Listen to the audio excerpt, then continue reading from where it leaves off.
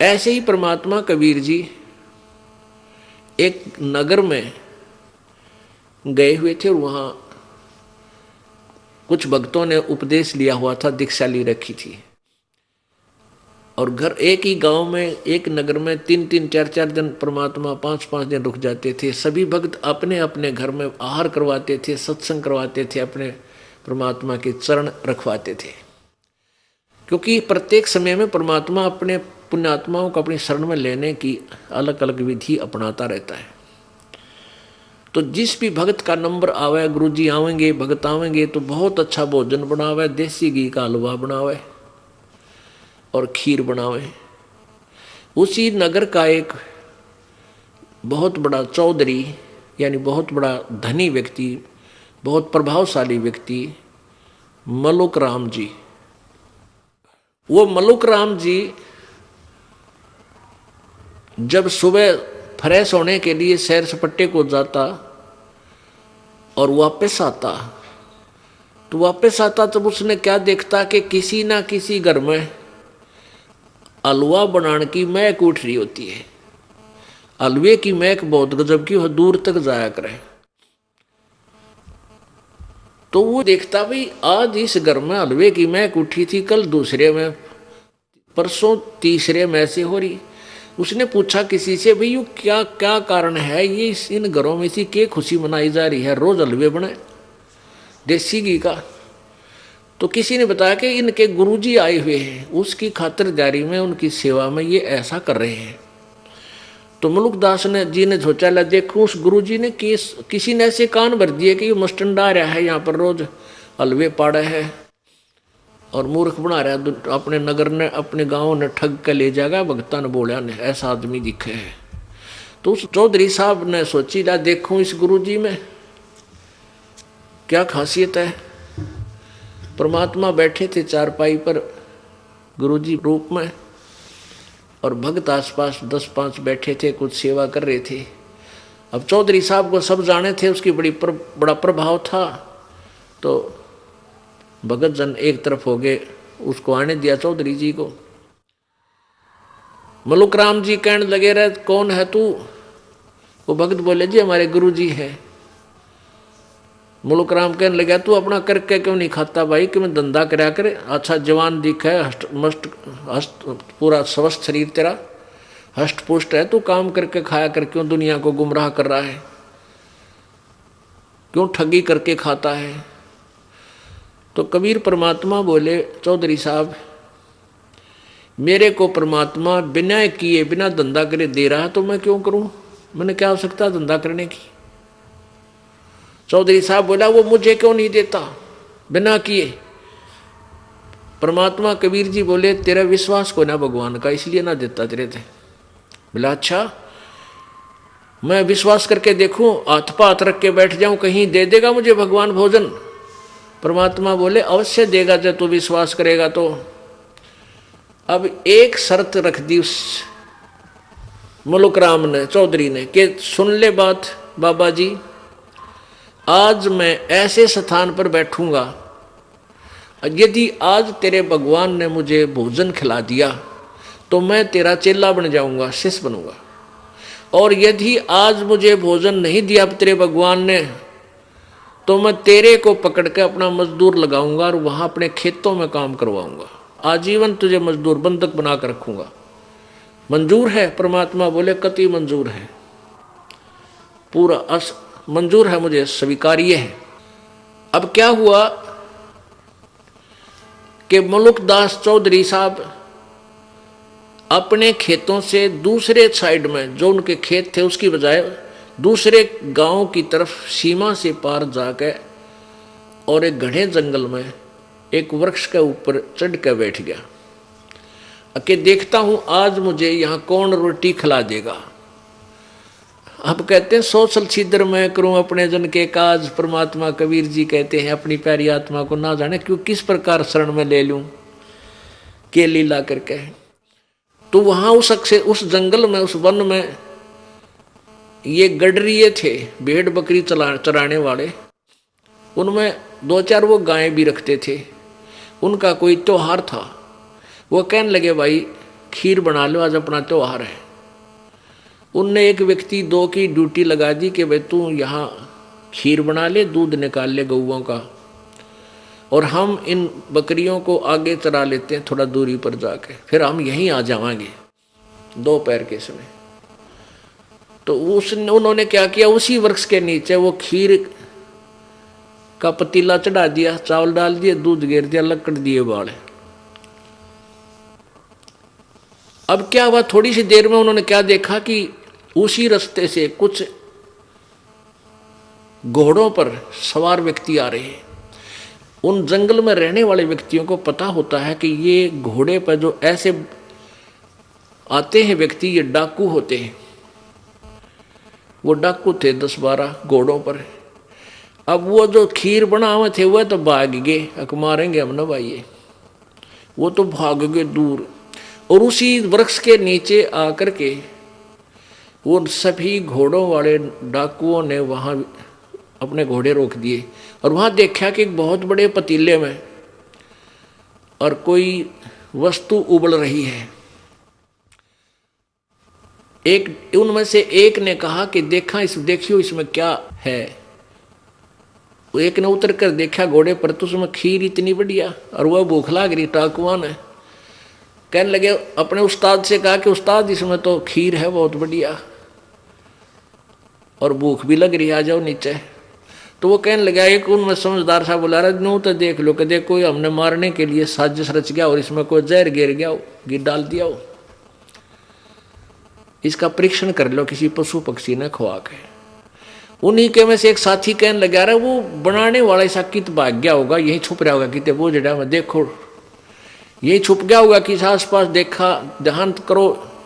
एक ने ऊपर देखा कि वो चढ़ रहा ऊपर, वो बैठा ऊपर बैठा चौधरी मलुक राम।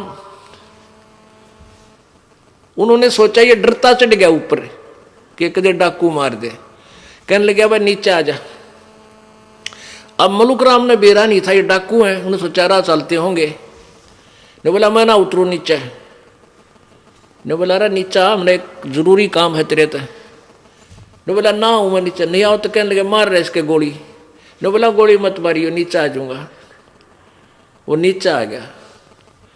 नीचे आ गया तो उन्होंने क्या किया कि उस जो पतीला ढक रखा था कि उसका ढक्कन, उसका ऊपर खीर निकाली और कहने लगे, ले इस खीर न खा, अब खाओगा तो यो मर लेगा जब मिला रखा होगा तो मलुक राम कहने लगा कि ना खाऊं खीर, मैं ना खाऊं खीर। उनका पक्का विश्वास हो गया कि इस दुष्ट ने इस समय कि मैं मिला रखा है, जहां तो ना खाता इसलिए नहीं खा रहा। उसका दो मारे जूत गेर के, न बोले खा खीर, दे मुक्या दे लाता हूं छिड़ा पहला ते। और बोले तेने पता हम कौन है? डाकू है डाकू। अब डाकू सुनते उसका कलेजा हिल गया चौधरी साहब का, और हाथ जोड़े अंदर अंदर प्रार्थना करे। वो पिटे ना जब नो कहे, हे महाराज जीवन आज बचा लो, आते ही आपकी शरण ग्रहण करूंगा, आपका नाम लूंगा, शायद आजीवन तेरी भक्ति करूंगा। भीतरे भीतरे पक्की आंबर वाली परमात्मा ने कूट छेद के। अब उसने खीर खाई, खा खीर, अब खा और खा, कति फुल कर दिया और आध घंटा वहां बिठा कर रखा। मरेगा तो आध घंटा मर लेगा।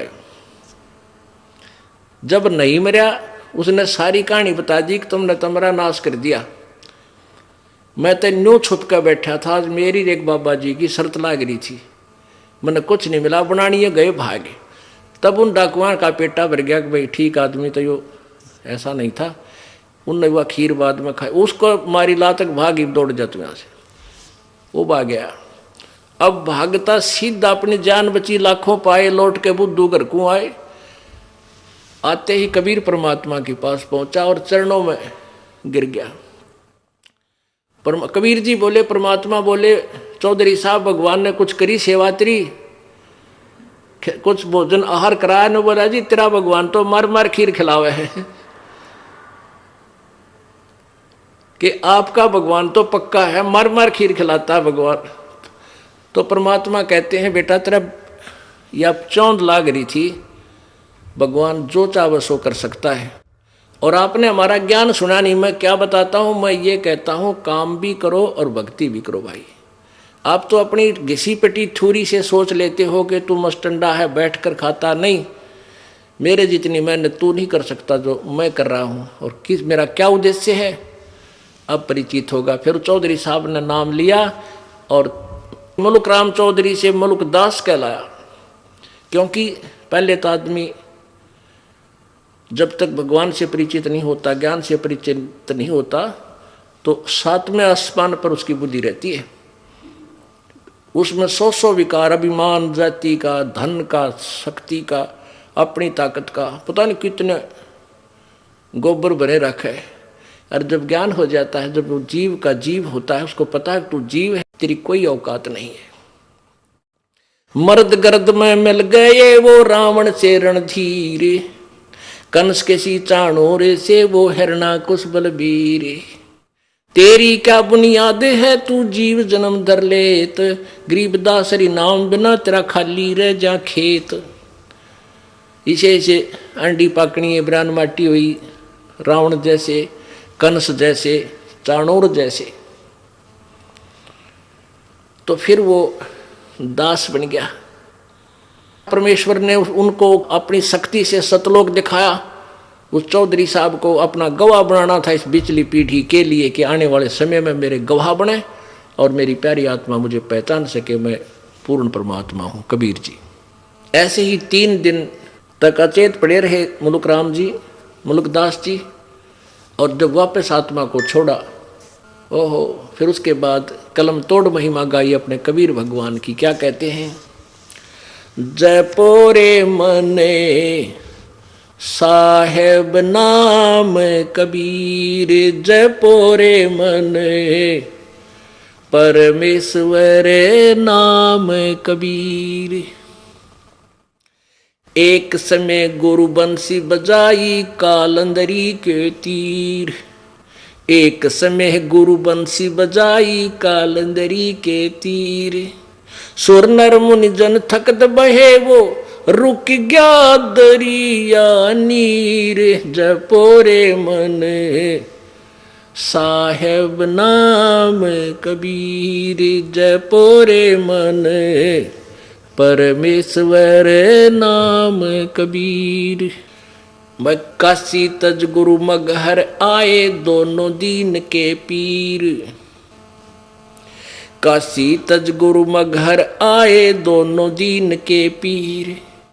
कोई गाड्डे कोई अग्न जलावे, ढूंढा ना पाया शरीर, जयपुरे मन साहेब नाम कबीर, जयपुरे मन परमेश्वर नाम कबीर। भाई 4 दाग से सतगुरु न्यारे अजरो अमर शरीर, 4 दाग से सतगुरु न्यारे अजरो अमर शरीर। दास मलूक सलूक कहते हैं खोजो खसम कबीर, जपोरे मन साहेब नाम कबीर, जपोरे मन परमेश्वर नाम कबीर। 4 दाग से सतगुरु न्यारे अजरो अमर शरीर, 4 दाग से सतगुरु न्यारे अजरो अमर शरीर। दास मलूक सलूक कहते हैं खोजो खसम कबीर, जपोरे मन परमेश्वर नाम कबीर, जपोरे मन साहेब नाम कबीर। अब क्या कहते हैं मुल्कदास जी कि ए मन सभी को सुना सुना कर कह रहे हैं कि उस कबीर परमात्मा की भक्ति कर रहे। वो कितना समर्थ है, क्योंकि पहले मुल्क राम जी श्री कृष्ण जी के पुजारी थे हिंदू धर्म में जन्म होने के कारण, और महिमा सुना करते थे कि श्री कृष्ण जी जब बंसरी बजाते थे पशु पक्षी आ जाते थे उनके पास, गायें भी बैठ जाती थी। तब मुल्कदास जी ने 1-2 प्रश्न किया था प्रभु जी से कि ऐसे ऐसे सुना है जी कृष्ण भगवान जब बंसरी बजाते थे वहाँ गौएं आ जाती थी, बैठ जाती थी, उनकी प्यार से सुनते थे। क्योंकि हम बहुत दिनों तक उस पुराने रंग में रंगे रह जाते हैं, थोड़ी बहुत श्रद्धा उनमें रह जाती है हमारी। उसको समाप्त करने के लिए प्रभु अपनी प्यारी आत्मा को अपने शरण में लेने के लिए क्या क्या लीला करता है। तो एक दिन परमात्मा ने कहा, चल भाई मुलुकदास, आज हम भी एक बंसुरी बजा के दिखावांगे तेरे उस जमुना के किनारे पे। परमात्मा ने ऐसे हाथ किया, हाथ में बंसुरी आ गई। वो कद्दे ना बजाया करते, वो तो मालिक थे। बंसुरी आ गई और फिर परमात्मा ने वह बंसुरी बजानी शुरू की उस कालंदरी यानी यमुना के तीर पे, किनारे पे। कहते हैं ऊपर से आसमान में देवता लोग भी नीचे को आगे अपने वाहन लेकर के आसपास छा गए और मुलुकदास चारों तरफ देख रहा है। पशु पक्षी भी आसपास आकर के बड़े शांतपूर्वक बैठ गए और दरिया का जल भी कति स्टेबल हो गया, डट गया, रुक गया जब परमात्मा ने वह बंसुरी बजाई। उसके विषय में कह रहे हैं, एक समय गुरु बंसी बजाई कालंदरी के तीर, एक समय गुरु बंसी बजाई कालंदरी के तीर, सुर नर मुनि जन सब थकत बहे वो, रुक गया दरिया नीर, जपोरे मन परमेश्वर नाम कबीर। अब तुलनात्मक बताते हैं, तुम श्री कृष्ण जी की महिमा गाते हो, अब कबीर जी की सुन लो। उन्होंने भी ये लीला करके दिखाई, उसमें ऐसा कमाल कर दिया। जैसे दादू साहब जी कहते हैं, और संत सब कूप हैं कहते जरीता नीर, और दादू अगम अपार है यो दरिया सत कबीर। तो वो समर्थता मुलुकदास जी भी कह रहे हैं कि कृष्ण जी ने भी बजाई थी, होगी बंसुरी बजाई थी, ये 100-200 गायें भी इकट्ठी हो जाया करती है। और एक दिन परमात्मा सतगुरु जी ने, कबीर जी ने बजाई थी, राय गुरु जी ने। दरिया का पानी भी रुक गया, ये जल भी वहीं रुक गया, न्यू का न्यू खड़ा हो गया। और देवता सारे आगे तेरे कृष्ण ते भी ऊपर देख रहे थे, उस बंसुरी की इतनी प्यारी आवाज थी। काशी तज गुरु मगहर आए दोनों दीन के पीर, काशी तज गुरु मगहर आए दोनों दीन के पीर, कोई गड्ढे कोई अग्न जरावे ढूंढा ना पाया शरीर, जपोरे मने परमेश्वर नाम कबीर।